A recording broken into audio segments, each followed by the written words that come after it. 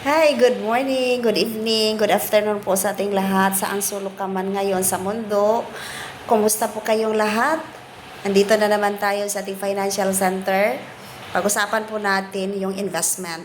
Gusto niyo malaman paano mag-invest? Actually, ako noon, gusto ko talagang mag-invest, no? Sa mga companies na mga malalaki, pero wala akong idea paano kasi yung pera ko ay konti lang, no? Hindi po malakihan.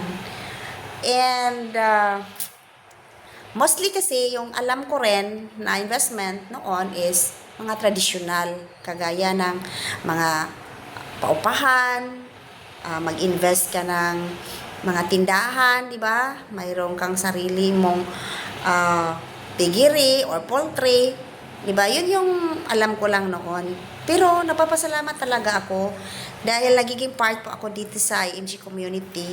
Dahil dito po ay natuturuan po ako paano mag-invest in the mutual funds.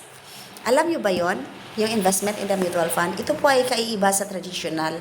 Kasi hindi po ito makikita na mata natin, hindi po natin ma-count, 'di ba? Kung ano na ngayon yung magkano na ba yung kita ng pera mo, no? Hindi po makikita sa mata natin.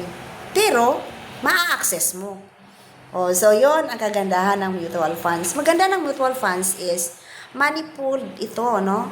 It's a money pool from a certain number of investors. So, hindi po isa, hindi ka lang nag-isa dito na nag-invest. Marami po, no? Kahit mayroon ka lang 50 pesos or 100 pesos, pwede ka na makapag-participate dito. Di ba? Pwede ka na makapagbili ng share. Ang maganda, yung may alam ka. Kasi pag hindi ka member ng IMG, hindi ka makapag-access doon kasi kung pupunta ka doon sa bank, malakihan yung amount na required nila eh. What if, ang pera mo, 500 pesos lang or 100? So, mahihirapan ka. Kaya, ang advice ko sa'yo, mag-join ka sa aming community kasi dito po yun ituturo paano ka mag-invest ng mutual funds.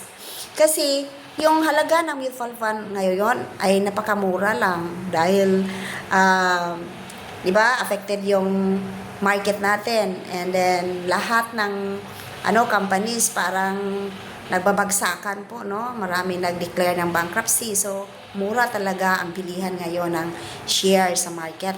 Kaya, ito yung timing na magbili ka rin, mag-invest ka. So, gusto mo ba? So, kontakin mo lang ako or kontakin mo yung person na sa'yo, no?